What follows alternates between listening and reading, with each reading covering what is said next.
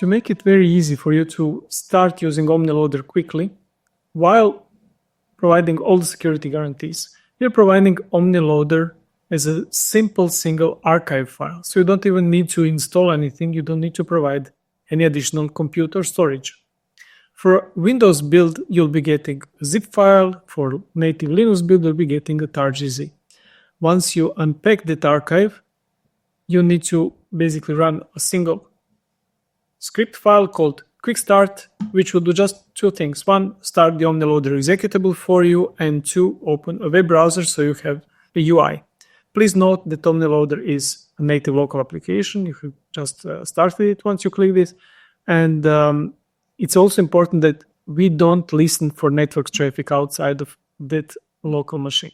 So if I double click it here, you'll see that we have started Omni Loader and we have opened the browser.